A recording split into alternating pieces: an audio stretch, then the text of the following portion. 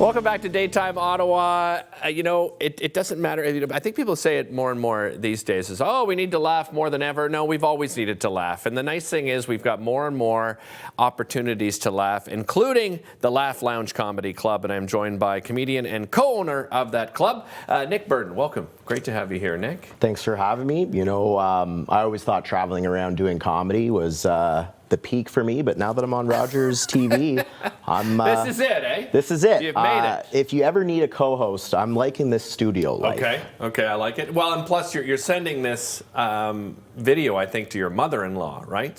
So yeah. So I had to make sure to put on a nice button-up. You're trying to impress with the outfit. I love it. Absolutely. Let's talk about your beginnings. How did you get into comedy? Funny enough, I started on a bet. I had someone just bet me that I couldn't be funny, and I'm a very competitive person. Okay. So decided to prove them wrong.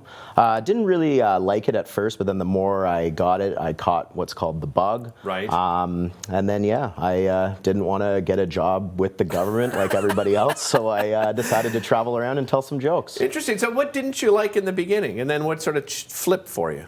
I don't even know what it was. I used to bartend at a different comedy club and just kind of took notes subconsciously, but never really had an interest in it. A lot of comics have wanted to do it for a while. I just kind of fell into it, and then it was a slow burn.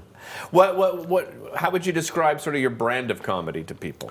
Not appropriate for Rogers daytime TV. Let's put it that way.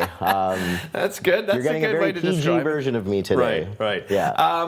Where did the Laugh Lounge come about? Where did that idea come from? Laugh Lounge is a for artists by artists type of venue. Okay.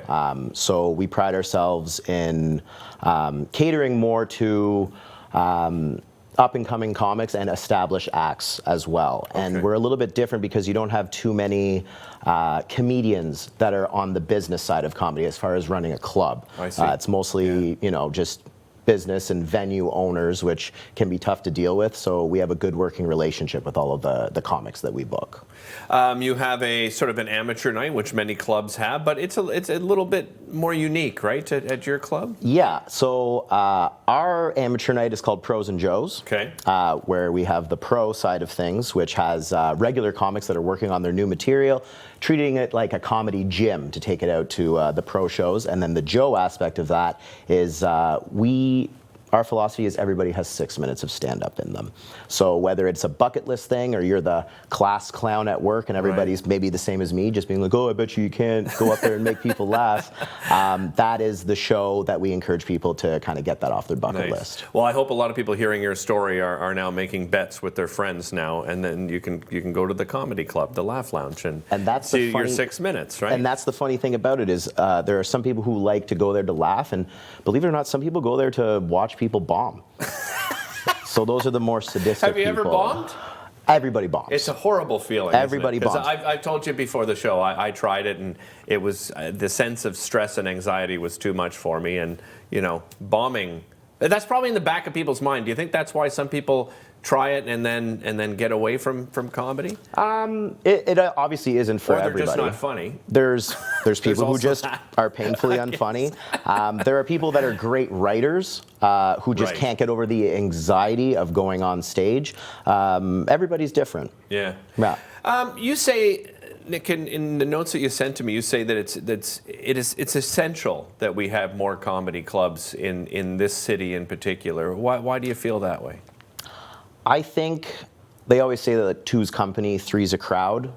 I think a crowd is good when it comes to comedy. When you have one or two individuals that are kind of controlling and policing the opportunities that comics have, I find it stunts their growth. Okay. So before, when there's only so many places that you can perform and people are trying to police people being like if you want to perform here you can't perform there, I find adding that third option is really an X factor, and I've noticed a significant increase in comics, a significant increase in the development that I've seen, because that's what we're about. We don't care where people perform, we just want people to do better, and that's the sort of in times of the past, you would see the same people that are trying to claim to promote talent in the city are actually stunting the growth by limiting where they go, and that's what we're trying to change. So I guess that's probably the biggest challenge. What other challenges do comedians face? And like we can talk about Canada in general. Well, Canada, the biggest one, obviously, there's no star system.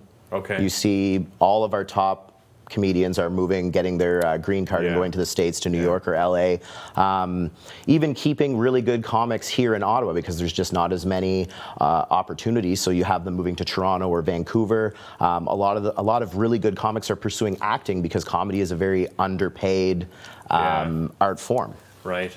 What about vision for the future with the comedy club? Where do you see yourself sort of 5-10 years from now? So I'm very lucky. I have 2 awesome business partners that share the same visions as I do. We've decided that we won't be creating Laugh Lounge into a chain. We're going to be like a standalone comedy club. I find that the best clubs in Canada are standalone, not chains. Our visions for the future, we want to have a large festival. We already have a smaller festival, the Dirty Birds Comedy Festival, which is every November. We want to have a large outdoor festival. Like kind of a just for laughs style, is that right? Yeah. Bringing in bigger names, to the club as well too is a goal for us for the future, and just kind of having all sorts of performers, not just comedy. So right now we also have burlesque, we have roast battles, we're going to be bringing in drag, so lots of different art forms and performers coming in. I love it. Can't wait to visit you guys down there on York Street. Thanks so much for joining us. Absolutely. Really appreciate it. You better promise me that you're going to do comedy. I can't promise that. We'll be right back after this.